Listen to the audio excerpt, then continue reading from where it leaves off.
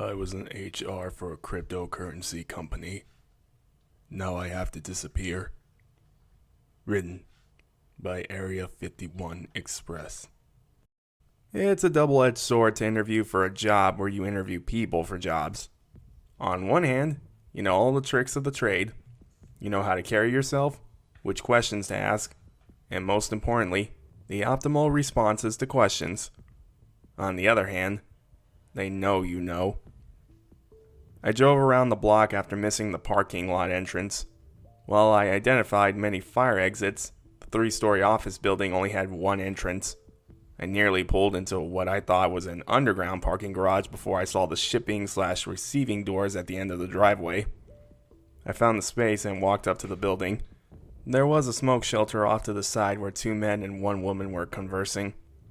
It's important to leave a good impression on everyone you meet, as you never know who might be your interviewer. I had a good day, locked and loaded, but they paid me no mind. I couldn't help but notice that while 2 were sporting business casual, 1 man was wearing what appeared to be a brown velvet robe. I took care to be cordial with reception and waited in the large foyer. The company I was applying to established their corporate headquarters in my state several years ago. I'd rather not say which one, but I suppose that might not matter. There were only 3 doorways in the copious space. The double door I had entered through, the entrance to a fog glass meeting room, and a single door behind the reception desk. That was the door being primarily used by everyone. A woman in another brown velvet robe burst out of the single door and briskly strode across the room. Her head was shaved, and when I thought about it, so was the robed fellow outside. I was supposed to be meeting with a Mr. Moore. They didn't give his title. Through researching the company, I knew this faculty managed its virtual currencies information technology development, as well as its regulatory controls. Mr. Moore finally came out of the single door and invited me into the meeting room. He was a tall, bespectacled man, probably in his late 40s. He had an air of importance about him. I expected the higher-ups would want to vet me personally. If anything, it was strange there was only one of them. I was systematically crushing the interview when Moore abruptly asked me, "What's the worst thing you've ever done?" "Excuse me?" I asked, taken aback. This was unprecedented. How was I supposed to answer honestly and still be successful? "It doesn't have to be illegal. Perhaps just something in a morally gray area," he offhandedly explained. I sheepishly gave him the story about how I paid for a plagiarized paper in college, and he nodded his head in approval. Good. Now, have you ever seriously considered taking a human life?" he inquired. I chuckled nervously. I mean, sometimes, don't we all? "I said seriously," he interrupted, looking over the top of his glasses.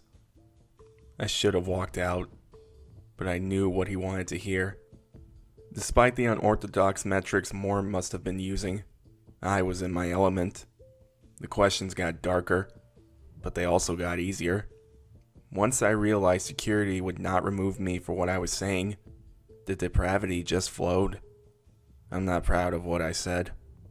I was in the middle of explaining which family member I would sacrifice for the sake of the others when Moore slapped his hands on the table. "I've heard quite enough," he shouted as he stood up. There was a long pause as his piercing gaze shattered my conviction. "Welcome aboard.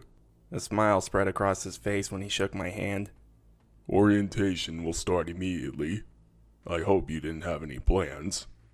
I tried to tell him that I'd first like to consider the offer, but he just smirked and walked out of the room. I followed him through that busy single door into a long hallway. We passed an alcove on the right, which branched off in 2 directions. A few steps behind us, another robed man exited the alcove.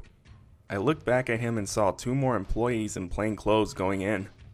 At the end of the hallway, Moore scanned his ID badge to gain access to a blue security door on the left. "This wing houses our technical operations and our policy analysts," he explained. We proceeded up through the levels of a cubicle jungle, and he introduced me to the various departments. The tour came full circle, and we exited into the hallway. Across from us was a red security door granting passage to one of those cloaked people. There is one more thing you'll need to know, Moore began. You're in a rather unique situation in that you need to have contacts for the roles of all staff on site. He used his ID on the red door and ushered me through. It was an antechamber of sorts. Beside yet another door was a large man in a black uniform. When I got closer, I saw he was wearing ballistic armor, but I noticed the assault rifle immediately. Moore took me inside as the guard patted down a line of robed people in front of us. Time is money, as they say. Moore waxed philosophically. A person's skills and knowledge are compensated at a rate commensurate with their country's GDP. Before that, people dug up shiny yellow rocks and did the same. These things only have value because of the difficulty of procurement and the human life it consumes. I want you to keep that in mind. It was our turn to be examined. Hello, Greg. How are the kids? Moore asked the man in a sincere tone. Greg's stony face cracked into a wide grin. Very well, sir. Michaela's going to middle school. Time flies. Moore said whimsically as he completed his retinal scan. After climbing down one level of stairs, we turned the corner to find a massive concrete room. We stood on a catwalk at the top of metal stairs, which led down to the room. There was so much to take in, but I was drawn to a restrained woman who was struggling against two of those black-clad armored guards. Similarly, an older, heavier woman and a skinny young man were flanked by guards of their own. They were escorted to the 3 metal slabs in the center of the room. Perfect timing. We're right at the start of a fresh cycle. It's less jarring this way. Moore explained. The guards forced the 3 to lay down on the slabs and clamped steel, built-in clasps around their torsos. They then ratcheted their limbs and heads down with leather straps.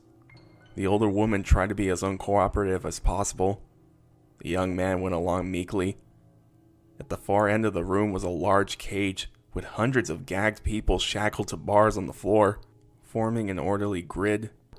On the back wall of the enclosure was the loading bay door I saw earlier. A pedestal topped the cage, and behind it stood someone in a more ornate brown velvet robe. They wore a crude mask that seemed stitched together from hunks of burnt leather. An ancient-looking tome rested on the pedestal. Cryptocurrencies use a technology called blockchaining, but I know you Googled it often enough last week. What we're searching for is a way to satisfy our hash function by finding the correct number used only once, or the nonce, as it's known. Moore orated. The muffled cries of the women rose as robotic articulated arms descended from the ceiling. Each arm ended in a 3-pronged dexterous claw, which spun at the wrist like a gyroscope. The tip of each prong glowed white as they made a pass over the terrified subjects. The robed personnel encircled the slabs, forming 3 rings, each comprising 6 members. They began chanting, a dialect so harsh and alien that it belied the capabilities of human speech. The white glow focused into a blue beam which shot into the throats of the poor souls on the slabs. A cacophony of primal anguish exploded into the air, and as if someone was turning down a volume dial, it gradually muted. The lack of sound did nothing to ease the contorted faces of the victims, as blood rolled out between their gags. That's just a quality of life thing for the staff, Moore said. The younger woman's eyes stopped rolling in her head and sharply focused on me. I supposed I looked out of place in the scene. I was straining to maintain my composure. "What's going on here?" I whispered. Moore answered my question with a question. Did you know that human DNA differs from person to person by only 0.06%? And the amount of variance of the cells in your own body is dramatically less than that. The figure in the elaborate robe held the tome over their head.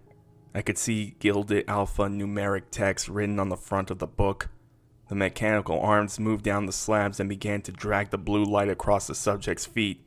Each methodical pass eroded a layer of skin, then muscle, then bone. The arms desynchronized and set to their work. Like reverse 3D printers, they expertly took swaths of flesh, leaving only arteries and veins. What remained of a complete section resembled a grotesque living medical diagram of the circulatory system. Moore waved a hand in my face before continuing. But hidden deep in that discrepancy is the nonce. These machines unravel DNA, and we have to ship it through all the duplicate information to find that one tiny spark. The ghost in the code. Moore snapped out of his musing and made a sweeping gesture at the writhing forms. What you see before you represents almost 1 trillion terabytes of data to analyze. Luckily, there are thousands of unwitting miners that lend their considerable processing power to the cause. Moore turned back to me. Remember, I told you, currency only has value because of life and effort. The machines were brutally efficient. The limbs were completely gone, and gaping holes were carved into the abdomens. The beams gingerly adapted to organs slipping free and softly plumping onto the slabs. The chanting grew louder, which caught Moore's attention. Now I'll tell you the things I don't know. For whatever reason, we've never found the nonce without the help of those hoodies over there. I suppose you can ask them if you're curious. He leaned in. Personally, they creep me out a little. I don't know why we only find them in humans. Believe me, it would be so much more efficient to use rabbits or mice. We've tried some pretty exotic things, He said with a reminiscing grin. I don't know why the person has to be alive and conscious. The logistics of dealing in corpses sounds lovely, but alas. And don't get me started on the expensive drug cocktails we have to pump them with. The woman's pleading stare never wavered.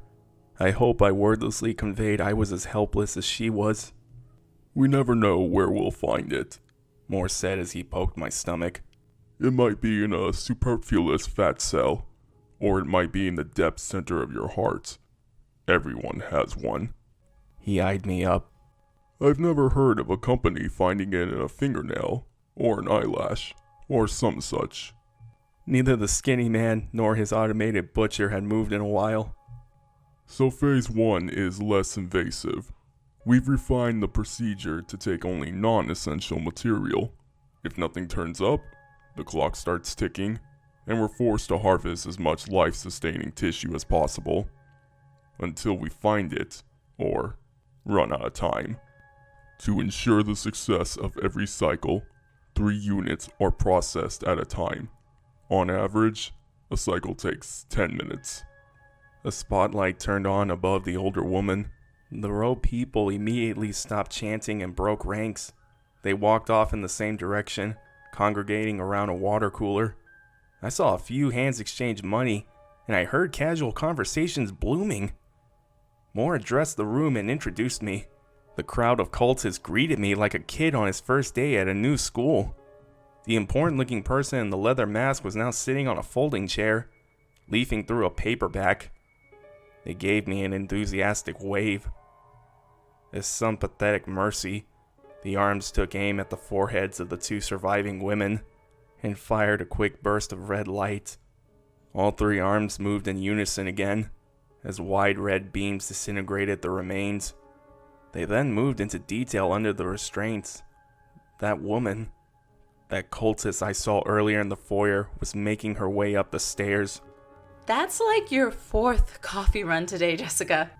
A voice called from the throng. Jessica pulled her hood lower as she brushed past us. My head was spinning. It was all I could do to keep from retching. I knew I was the one in danger now, and I needed to continue to play along. Moore gave me a bracing slap on the back. It's a lot to take in, but you're a hardened pragmatist, right? He said in a sarcastic tone. Give Socks a pet for me when you get home, will you? And oh, you'll have to pick up another carton of milk. The one in your fridge has expired. I have to disappear. I won't be a party to that massacre. I bet they didn't anticipate I'd post this though. At least, this is the one thing I can't control. I'm not kidding myself. I know my chances are slim. I saw the glint in Moore's eyes when he showed me out and said, Either way, you'll be in human resources on Monday.